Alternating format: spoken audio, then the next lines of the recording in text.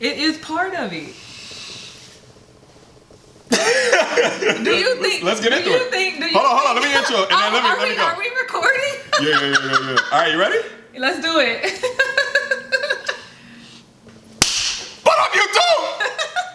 I am your host, Mediocre Tutorials and Reviews, back in here with yet one more video. Ray. I'm back. Listen, we just was doing a video, and at the end of the last video, we started talking about why people get married. So this is literally like a second after the last video.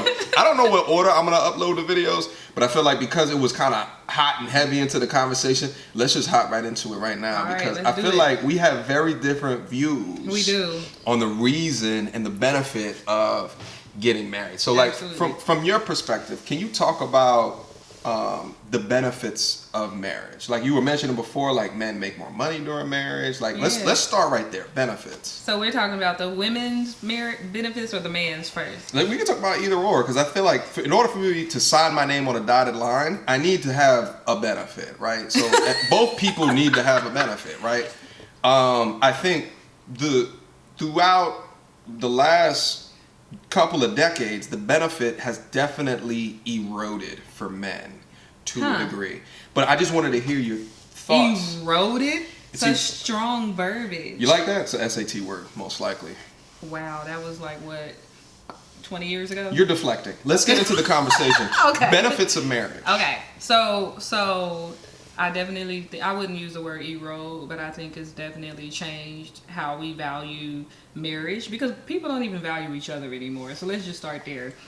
But as far as the benefits for a woman or a man, I think its foundation is, what are your values? What do you value? Do you value finances? Do you value companionship? Do you value stability? Do you value partnership? What do you value, first of all? And then, is the marriage right for you, is if you can find that in it. And I think when you don't find those things in the marriage that you value is where the divorce starts to happen. Or, that's one of the reasons. But as far as for women, the benefits of marriage, stability.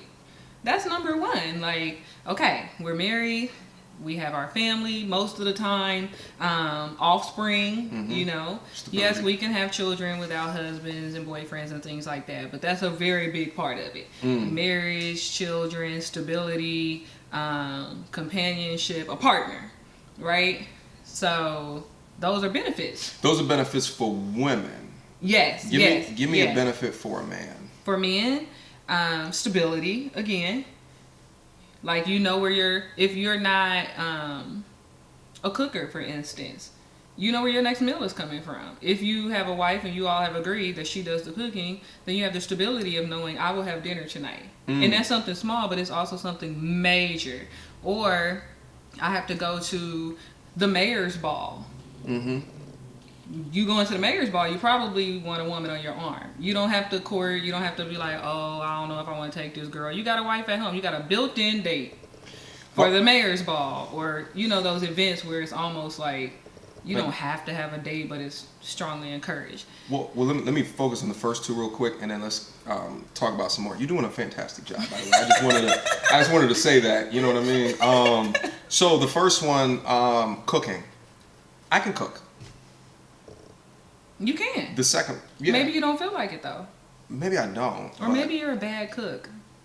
Perhaps. I can learn. There's YouTube now. I can learn how to cook from some German lady sitting in Berlin just whipping it in the kitchen. I can learn from her. Contessa, that's my girl. Or that. The second one, I think potentially what's happening is you're letting societal pressures dictate that you shouldn't be alone. No. And I think one of the components of being a man is being able to sit comfortably within yourself, being able to be lonely, and do well in that, right? Be able to walk without the need of someone else on your arm. So if the mayor's ball is happening and everyone's there in a relationship, why can't I just walk my happy ass in without a relationship? It just the assumption is that no one loves me. No. So if that's not, I hope that's not the assumption. No, I think that there's a component of pressure that's put into a man, right? Because we get told all the time, like, "Oh, you're maturing now. You should be getting into a relationship." Like. Do y'all get that? Oh, I get that all the time. I wouldn't know because I'm not a dude. Yeah, But, no, we get that pressure just as much as you guys do. I wouldn't say just as much, but we definitely get a pressure of, and some of it is like shaming. It's like a shame tactic that gets kind of placed on you, is to say like, oh, you've reached this certain age, what's wrong with you? Or I there's agree like, with that part. yeah, or there's like an assumption that because you are not or seeking a relationship, you are immature. There's like some weird thing that some people correlate with, you need a relationship to feel whole. And what I'm asserting is that you, in order to be a man, you have to learn how to be on your own. I think people should know how to be on their own, and I think people need to know how to be in a relationship too, if that's something that they want. So when I give my opinion, it is partially just like yours and everyone else's. It is partially influenced by societal norms. Mm-hmm. So my opinion is no more influenced by society than yours. Mm-hmm. So that's first. But I think millennials, we're millennials, right? Yes. Okay, millennials, and I don't know what the generation is below us. They're young, but Z? are they Z? I think whatever Z. they are. I think that our parents may have valued partnership or marriage in a different way than we do, but I do think that we undervalue community in general. So then we undervalue one-on-one partnerships, whether it's friendships. How many times do you see people, team me? We have no sense of community, so how can we have a sense of marriage and partnership? So it's like, it's great to be autonomous and an individual, and those are great things, and I don't think that we should be like, ooh, I need to be in a community, I need to be in a relationship. Definitely don't think we need to do that. But on the other side of that, I also don't think we should go around chanting, me, I don't need anybody. Because at the end of the day, why are we here? Otherwise, why didn't we just get put on earth by ourselves? I mean, now you're starting to get into the meaning of life. Which is connection. Is it? I think so. I don't know. I'm just getting started. So no. So I agree with you to a degree. Is I often say, like, you know, humans are tribal people. We're like wolves in the sense that we are pack animals. We generally, but I think the strongest wolf, or a component of the alpha in that pack is someone that is clear and undeniably confident in any situation, and regardless of it being going to the movies or to the mayor's ball, you have to be comfortable in doing that within your own. I agree. I think the dependency on someone else to make certain activities fulfilling or enjoyable, or you're trying to fit into some norm, right? Yeah. Like you know me, like I sit outside by myself all the time. All the time. It's because I'm in here, and you know, I get like, you know, I work a lot in front of this laptop right here, like a lot. I do a lot of stuff like sitting right here, and I'll just go sit outside, and people like looking at me outside, and I live on a pretty busy street, and they're just looking at me like, what is this crazy dude doing down here? And I'm just down, just people watching by my damn self, and it's something that I get a lot of enjoyment out of. You know what I'm saying? But I think the need to do activities with someone else in order for it to be enjoying, is you're relying on someone else for your own happiness. But getting back into the topic, use your point and my point at the same time. are we still talking about marriage? Yeah, I think so. Is the point about marriage? Because the point you just made was proving my point and your point about community. Because you're like, people need to be individuals, which I definitely agree with. But then you go out and you do, and I have seen you sitting outside by yourself, happy. But you can't people watch without other people. So that you just proved my point and your point about the need for community. I don't think that that's a direct analogy, because me sitting outside is analogous to me going to the movies by myself. Just because other people are there doesn't mean community, right? Like, it just means I can sit within myself in my own confidence, my own world, and think and be comfortable within doing that by myself. I agree. People should have that comfort and confidence to do that. Yeah. But getting back to marriage, because I think like we're skipping topics real quick. Yeah. I think that, like, as you named a couple of things that are beneficial for men, you also have to think towards the cost for men. Right? Financial or spiritual or what? Your time, your finances, because you're signing a contract. a contract in front of a in front of a lawyer, right, in front of the government, that a piece of paper is stashed somewhere in Washington D.C. in a database somewhere, where it says you two bastards are together for the rest of your life, right? And if this was to ever part, there's going to be, listen, I get too many stories. Dudes in my comment sections talking about she took everything. She took everything and she's using kids as leverage. One of my buddies just came in here 2 weeks ago, and he's currently going through it right now. And, at the beginning of that whole process starting, he said, here's what I'll give you. And, it was going to be a clean split. And what he was saying, I was like, yeah, that sounds like that makes a lot of sense. She didn't want to have it, and is asking for things now that, when they're standing on that altar, however so many years before, you would never think that a relationship was going to spoil the way that it had, but it did. Mm-hmm. And you would never think that person that you ultimately trust will pull the carpet up from under you and maybe use as leverage, bump the money, use the kids as leverage in order to get what she wants. And that doesn't happen in every situation. I'm not saying I'm not going to be the all police, but if we talk about the benefits, I'm talking about the cost right now of it not going right. And if the benefit is I got someone to go in the mayor's ball with, and right, like I got someone to cook, I don't think that those costs are worth those benefits. So it's not worth it to you. No, but how because you talked about time, and let's take the money out of it, because in the grand scheme of things, money is nothing.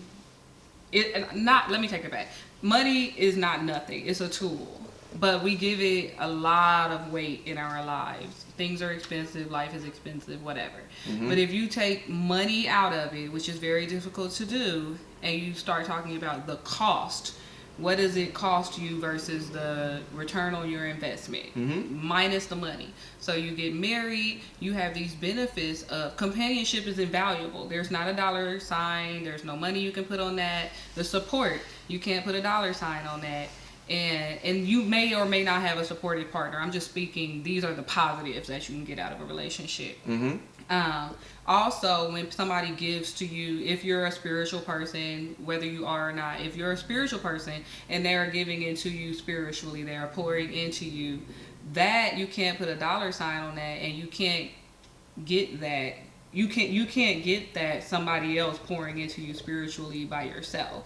Now, you can have your personal relationship with whatever your religion is or your spirituality, but those are the things outside of money that I think are beneficial to both people, the man and the woman. Now, those are things that are gender neutral.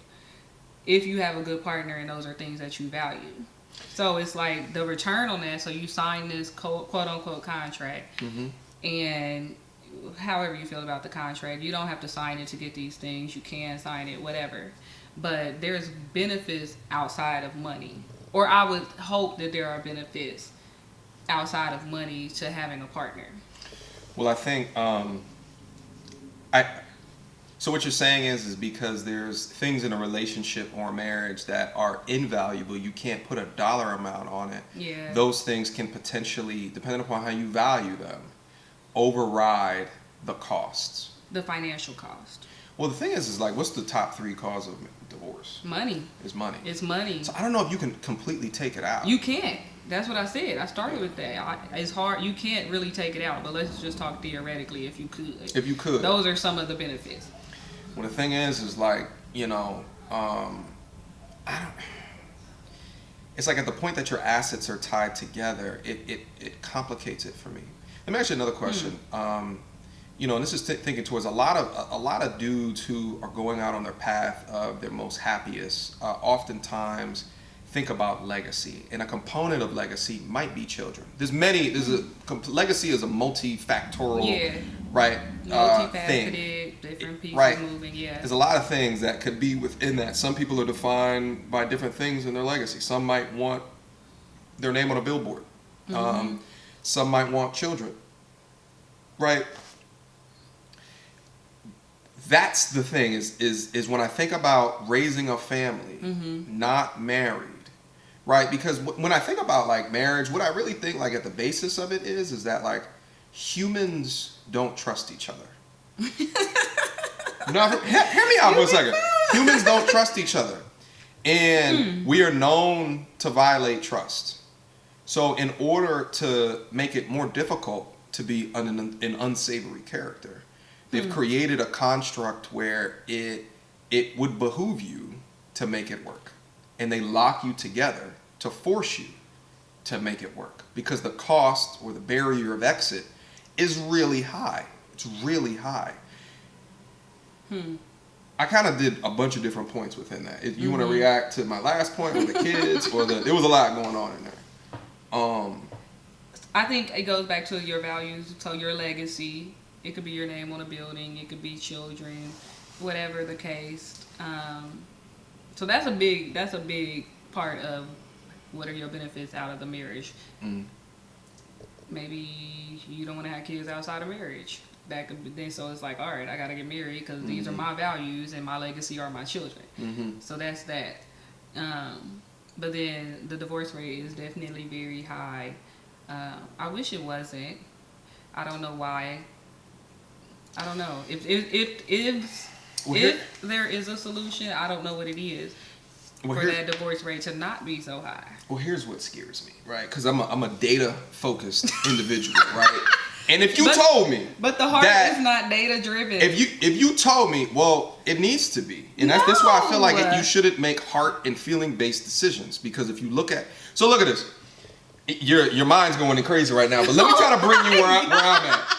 Let me try to bring you where I'm at. OMG! I went skydiving a couple of weeks ago, right? Threw myself. I did a YouTube video. Good. Threw myself off of a plane. If you told me before I did that 50% of the people that do this activity will hit the ground without the parachute open, I wouldn't have done the activity. I wouldn't have done the activity. If you tell me if I'm going to sign up to this marriage and 50% of marriages are going to end in divorce, data tells me that I may not want to do that activity. 50%? That's life. A lot of things are 50%. You must have missed the skydiving analogy that I just... I heard the skydiving and then you hit the ground, you splatter and you die, right? Yeah, that's not 50%. That's why I did that activity. I don't know the percentage, but it's not 50. It's nowhere near 50. It's a lot lower. It's a lot lower than 50. It's like getting struck by lightning type of percentages, right? So in hearing that, and I saw the way you reacted when I said that feelings and heart shouldn't be in it, I still think it's a business decision. Like, how do you react to that? 50%. I think and 70% is initiated by women. I think that you sound mad. I think why are you looking at me? What do you think, Ray? I think that first of all, we are humans. We have blood, we have minds, we have feelings, and to try to take our heart and feelings and emotions out of life is a little sociopathic, and I think I think a lot of people attempt to do that, and that's why we have some of the mental health issues that we do, because you cannot walk around being inhumane and you are a human. You can't walk around being a robot and you're a human. So for you to say we shouldn't make decisions and never use our heart, that maybe not 50%, but we need to use our heart sometimes. Okay, sometimes you have to think with your gut, think with your heart, your feelings, after you analyze the data maybe. But you definitely, that's my answer to that. You have to have your heart in it. Otherwise you're not a human, you're a robot. Specific to the question of 50% of marriages end in divorce. That's a horrible statistic. It's scary. So if I followed my heart and made a heart-based decision, and I am the breadwinner, and 50% end up in turmoil. Get a prenup. Prenups are not necessarily... they're not ironclad, but yeah. It's good protection if that's something that concerns you. Then you can live freely. How would I just not get married? That might work for you. Well, help me understand. Like, so as a dude who, you know... As a dude who what? Trying to figure out how to phrase this in a way that... As a dude who Won't get me demonetized. As a dude who lives his life the way that he wants. Which is the ultimate goal. Which is the ultimate goal. Yeah. To switch my lifestyle to conform to something that I think was at the core of it. Take religion out of it. Take religion out of it. Is something that was put in place to make humans more predictable. Why would I want to give away that freedom? I think if you're with the right person, then it won't feel like that. Okay. I think that a lot of it is choosing the wrong partner. So if you feel like, oh, I have to change who I am, give up all of these pieces of me, conform, that sounds like a suffocating relationship. But if you get to just keep being you, and obviously monogamy is at play, so if you were a hoe, you are, not that you are, but if somebody's a hoe or they like to have, sex with multiple partners or do things that upset their partner or spend their money in Vegas every weekend, then you have to ask yourself, ooh, maybe I'm not going to sleep with so many people and throw all my money gambling because now I'm in this relationship. Well, whatever the case is. But if you have to give up your whole self and feel like you're conforming, then that's not a relationship. But you should be, hopefully, I would hope, and I might be being idealistic, I would hope that people can find a relationship where you pretty much get to keep being yourself. Like, not hurt the person, but I feel like that's probably a healthier relationship if it's like, all right, today I'm Rachel and met this guy, he's wonderful, and I get to keep being me. Oh man, this is great. Like, not do anything to hurt him or, I definitely think monogamy is important, and not spending your money and doing all kind of crazy things, the vices or whatever that can disrupt any relationship, even with family. But if you get to pretty much still be you, like you meet a chick and you like, I'm John, whatever your middle name is, and you get to keep being that, then you might get married. You're gonna be the first one to get married. Watch. How dare you enter this negativity in my life? Watch. You talking all this stuff, and you gonna pop up talking about, I found her. How dare you enter all this negativity into my life? Are you sure, John? Yup, I'm sure. That's gonna be you. You really think that? I know it. God got a sense of humor. How dare you throw You're this gonna be into the my first life? one. Here's the thing. I think like the only outstanding thing that I think within my life that is a component of my legacy. I mean, at some point I want to give off these amazing genetics that God has graced me with. You know what I'm saying? So like that's the thing, and I would much rather do that in a 2-parent household because I believe in. Right, or 3-parent, right? Like a throuple between me and 2 women, right? Like because I really think that especially with my lifestyle and how busy that I am, like you need more than one person available to help craft these tiny replicas of yourself to being enjoyable people, right? Oh my God. So I think there needs to be, more than one person, especially if the first person is very busy. I think there needs to be a yin and a yang, right? Like a yin and a yang, and more than one, just from a time perspective. Yeah. But that's just my opinion.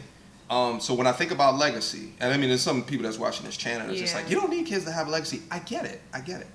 But I do think of a component of that, and it really stems from the relationship that I've had with my pops, right? And I think like the impact that he has had on my life, right, and shaping me to be the human being that he says is better than him, that's better than where he was at the same age, right? And the impact that has had on me, that from a legacy perspective, I am taking his torch and I'm carrying it forward.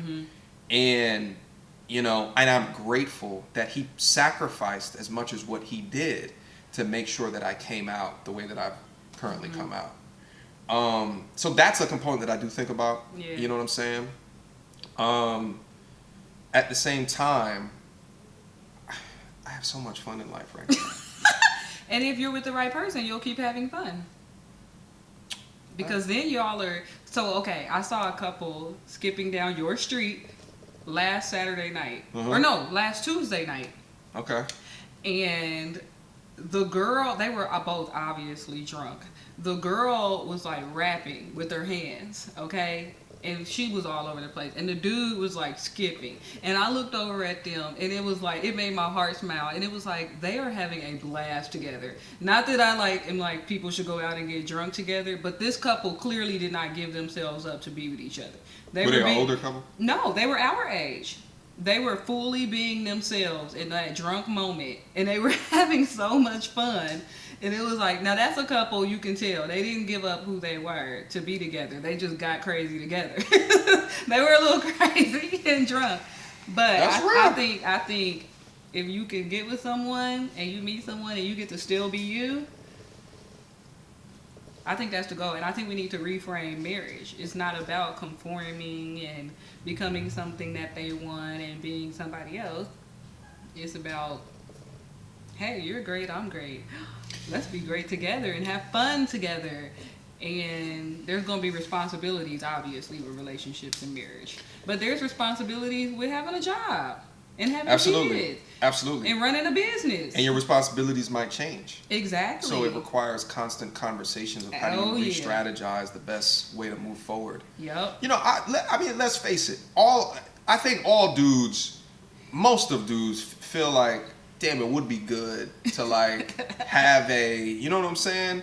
A yin to your yang. Yeah. Right? Like, it'd be a good feeling. It's just so much bullshit that goes on in the dating culture nowadays. It just makes it exponentially more difficult than what it was 50 years ago, 40 years ago, 30 years ago. Definitely. You know what I'm saying? They were all pregnant by 18 when they got a job at GM and lived and lived happily ever after. Right. Nothing wrong with that. He came home to a cooked meal, can slap her around whenever he wanted to. You know, I'm joking. It was a very... I'm joking. That was a joke. It was a very cookie cutter approach to life then. You turn 18, you get a job at GM or go to the military, she gets a secretary job, boom. It wasn't all this, well, you finishing your degree while he over here doing that, and you starting your business, you got a job, she got a job, people trying to find places to live, because life, it wasn't all of that. It was pregnant, Air Force, GM, marriage. It was like... That's what it was. That's a simple formula. You know what we're going to talk about in the next video? What? If you still got time, we should talk about independent women. All my independent women. What song is that? Beyonce in the backup singers. I don't feel like it went like that. Okay, well, that was my version. Right! I think we had the end of this video. Did we even talk about marriage? I feel like we did. Yeah, we did. We did? Yeah. All right, so let's just conclude. Let's summarize it real quick. I am on the fence to think like the juice is not worth the squeeze. And I still remain there. However, I consider legacy, right? I consider being able to pass off that torch. And I also consider that, yeah, it would be good if you had a yin to your yang, someone that can truly nurture and uplift and like all of those things. They can do it in a real feminine and non-combative, non-drama way. That's the fairy tale that I feel like dudes still hold on to, that maybe one day. One day. I'm just not convinced, right? Like I just feel like with all the bullshit nowadays, right? Like all the things I have to deal with, it's just, you know, it's not a goal that I should set. My goal should be increasing my own value, increasing my own happiness. And if it happens, you know. Yeah. But I'm still not convinced of marriage. Like I am convinced of long-term relationship with promise rings. Wow. All right, let's end on that note. No, wait. So what's your conclusion of your stance? My conclusion is that we need to reframe marriage so that people can be successful in that again. And that at the end of the day, if we are fortunate enough to meet someone where you get to stay who you are and continue to grow and not at that person's detriment, then that's a healthier relationship than one where you feel like you need to conform and become somebody else. You know, it's a key question. Real quick, last point, we'll wrap it up. It's a quick key question that I think all people need to ask themselves before they hop over that broom. What do you think your role in marriage will be? You know, often I've asked this question to young women that talk as if marriage is their goal, and then you ask them that question. Well, what do you think your role would be as a wife? And I get blank stares. They haven't even considered. This is like me applying for a job and not knowing what I'm applying for, and have no idea what's going to be my responsibilities after. I mean, like the interviewer is going to look at you like, "Why'd you apply here?" Right? What are you talking about? Right? So I feel like there has that key question has to be asked, and on both sides. On both sides, and I think that the answer that is eventually given has to be proven through action. Agreed. Because someone can give you, you know, everyone can talk a good game. Yep. But it's the action. Yep. Action speaks a lot louder than words. Yep. All right, Ray. Yes. Thank Great you so video. much. Hey, listen. Well, we'll see. We'll throw it up there. Maybe it was poop. I don't know. We'll see. No, but I appreciate your thoughts, because I feel like that we have to have conversations from both sides in order to understand and bubble up kind of how both sides of the coin are feeling, our thoughts from it, the facts versus the fiction, right? The old wives' tales, in order to come to an agreement, a consensus of the best way to step forward. All right? Yes. Questions, comments, concerns, leave it down in the description box down below. Till next time, YouTube.